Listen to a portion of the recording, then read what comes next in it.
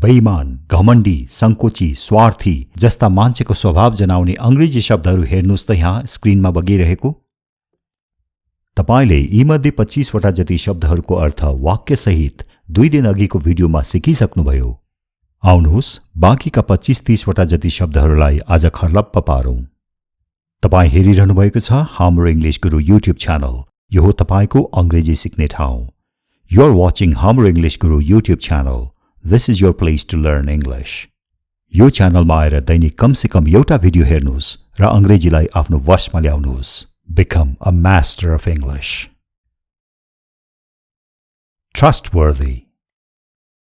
Reliable. Trustworthy. Trustworthy. Trustworthy. Reliable. Reliable. Reliable. यी दुवैवटा शब्दको अर्थ हो विश्वासिलो अथवा भरोसा गर्न योग्य। Is he a reliable person? के ऊ विश्वास गर्न योग्य मान्छे हो? Is he a reliable person? Is he a reliable person?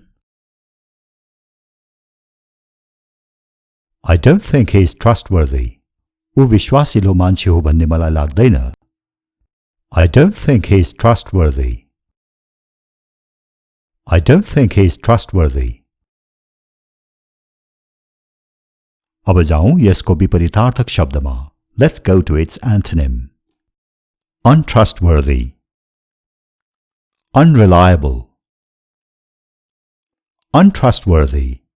untrustworthy. Untrustworthy. Unreliable. unreliable. Unreliable. यी दुवै शब्दको अर्थ हो अविश्वासिलो अर्थात् भरोसा गर्न अयोग्य। Who is the most untrustworthy employee in this organization? यो संस्थाको सबैभन्दा अविश्वासिलो कर्मचारी को हो? Who is the most untrustworthy employee in this organization? Who is the most untrustworthy employee in this organization?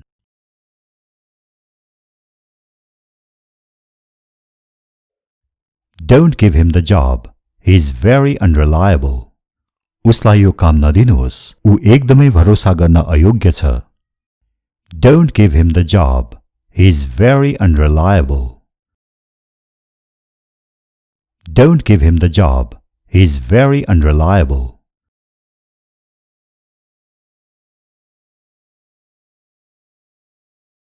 Arrogant. Boastful. Arrogant. Arrogant. Arrogant. Boastful. Boastful. Boastful. तपाईलाई याद छ मैले 2-4 दिन अघिको भिडियोमा FUL को उच्चारण सम्बन्धी के भनेको थिएँ? हो, तपाईलाई याद रहेछ। कुनै पनि शब्दको पुच्छरमा FUL झुन्डिएर आयो भने त्यसलाई फुल हैन फुल भन्नुपर्छ। बोस्टफुल नभएर बोस्टफुल। फुल हैन फुल। र यी दुई शब्द एरोगेन्ट र बोस्टफुल को अर्थ हो घमण्डी अथवा धाक लगाउने। अझ यसलाई मिहिन तरिकाले बुझ्ने हो भने एरोगेन्ट भनेको घमण्डी र बोस्टफुल भनेको चाहिँ धाक लगाउने घमण्डी। That woman is very arrogant. त्यो आइमाई धेरै घमण्डी छे। That woman is very arrogant. That woman is very arrogant. I have boastful neighbors. They boast about everything. मेरा धाक लगाउने खाले छिमेकी छन्। उनीहरू जेको बारेमा पनि धाक लगाउँछन्। I have boastful neighbors. They boast about everything. I have boastful neighbors. They boast about everything. र यहाँ हेर्नुस् नेबर्स को दुईवटा हिज्जे। पहिलो हिज्जे हो अमेरिकी र दोस्रो हिज्जे हो बेलायती। अंग्रेजीमा यस्ता धेरै शब्दहरू छन् जसको बेलायती हिज्जेमा OU हुन्छ र अमेरिकी हिज्जेमा O मात्रै हुन्छ। फेरि यसलाई एकचोटि राम्रोसँग सम्झनुहोस् है। एरोगेन्ट भनेको घमण्डी, बोस्टफुल भनेको धाक लगाउने घमण्डी, अनि अब यो चाहिँ के हो त? Proud, PROUD, proud. प्राउड भनेको गौरवान्वित। I am proud of your success, my friend. तिम्रो सफलताले म गौरवान्वित छु, मेरो साथी। I am proud of your success, my friend.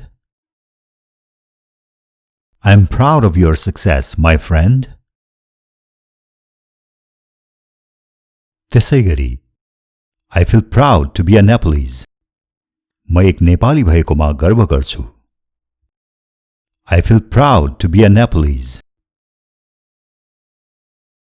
I feel proud to be a Nepalese. र arrogant र boastful को ठ्याक्क उल्टो अर्थ जनाउने शब्द हुन् humble or modest. humble अथवा modest. HUMBLE, humble. MODEST, modest. humble र modest को अर्थ हो नम्र अथवा विनयी। What a humble person you are. तपाईं कति नम्र मान्छे हुनुहुन्छ। What a humble person you are. What a humble person you are. यो हाम्रो इंग्लिश गुरु युट्युब च्यानललाई सब्स्क्राइब गर्नुभएको छैन भने गरिहाल्नुहोस् ताकि यस्ता महत्त्वपूर्ण भिडियोहरू नछुटुन्। Subscribe to this Hamro English Guru YouTube channel so that you don't miss important videos. Shy, SHY, shy. Shy को अर्थ हो लज्जालु अथवा संकोची। I'm a very shy person. म निकै लज्जालु मान्छे हुँ। I'm a very shy person. I'm a very shy person. Don't be so shy. त्यस्तो नलजाऊ अथवा त्यस्तो लजाउनु पर्दैन अथवा त्यस्तो लजालु नबन।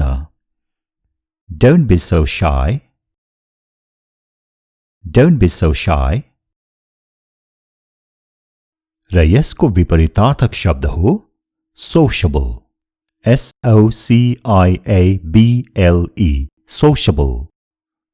sociable भनेको मेलजुल अथवा घुलमिल गर्ने, समाजप्रिय।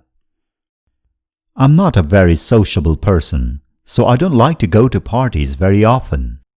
म खासै घुलमिल गर्ने मान्छे होइन, त्यसैले म प्राय भोजहरुमा जान्न।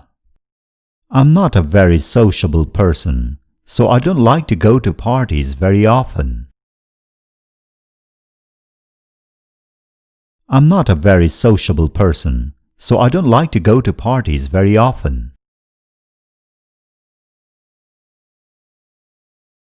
यो शब्दलाई हेर्नुस्, often, यसको अर्थ हो प्राय अथवा धेरैजसो र यसको उच्चारण दुईटा छ, often र often, जुन भने पनि हुन्छ, often, often.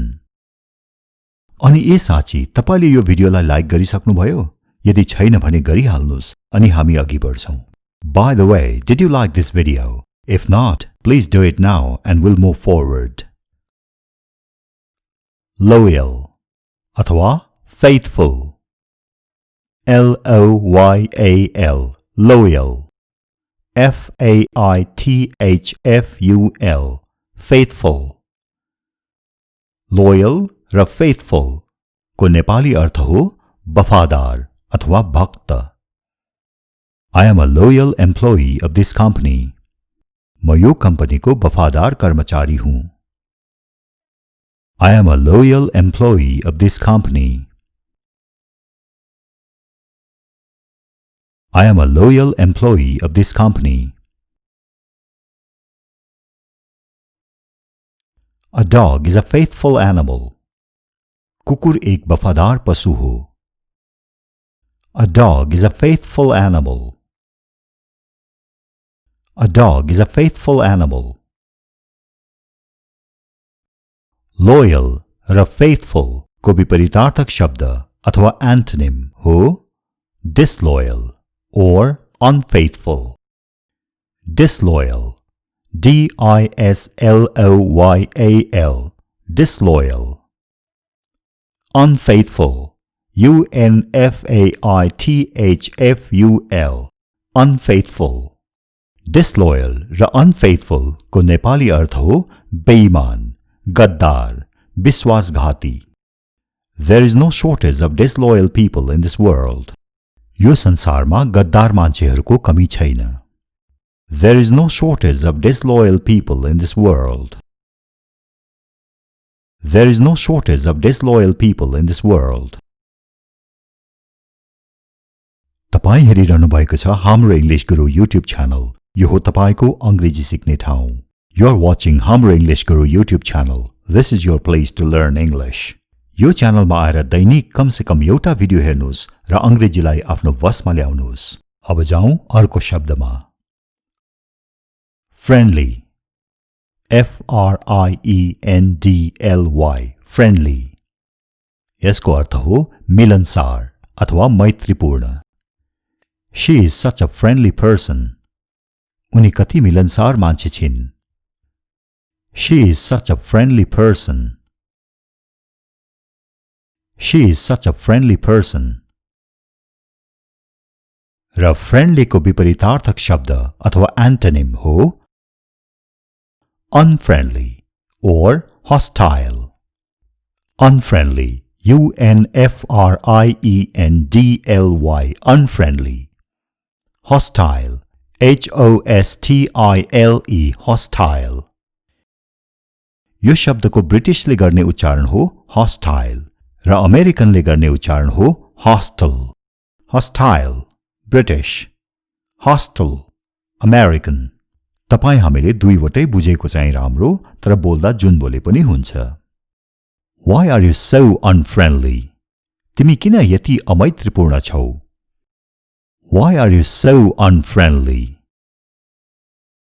Why are you so unfriendly? What's the reason for your hostile behavior? तिम्रो शत्रुतापूर्ण व्यवहारको कारण के हो? What's the reason for your hostile behavior? Selfish, selfish, selfish.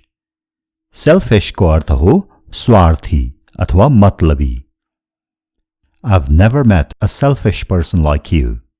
मैले तिमी जस्तो स्वार्थी मान्छे कहिल्यै भेटेको छैन. I've never met a selfish person like you. I've never met a selfish person like you. What a selfish person. कस्तो मतलबी मान्छे. What a selfish person. What a selfish person. There is a limit to being selfish. You crossed all limits. स्वार्थी हुनुको पनि एउटा हद हुन्छ. तिमीले त सबै हद पार गर्यौ. There is a limit to being selfish. You crossed all limits. There is a limit to being selfish. You crossed all limits. Selfish अथवा स्वार्थी, मतलबी. यसको एंटोनिम अथवा विपरीतार्थक शब्द के होला? र त्यो हो unselfish. unselfish, unselfish. र selfless. selfless, selfless. अथवा निस्वार्थ, निस्वार्थपूर्ण. Mother Teresa was a selfless human being. Mother Teresa एक निस्वार्थ मानव हुनुहुन्थ्यो. हामी नेपालीमा भन्छौं मदर टेरेसा र अंग्रेजीमा भन्छौं Mother Teresa. Teresa Nepali, Teresa English. Mother Teresa was a selfless human being. Mother Teresa was a selfless human being. अनि तपाई चाहिँ कस्तो व्यक्ति हो नि? स्वार्थी या निस्वार्थ? Selfish or unselfish?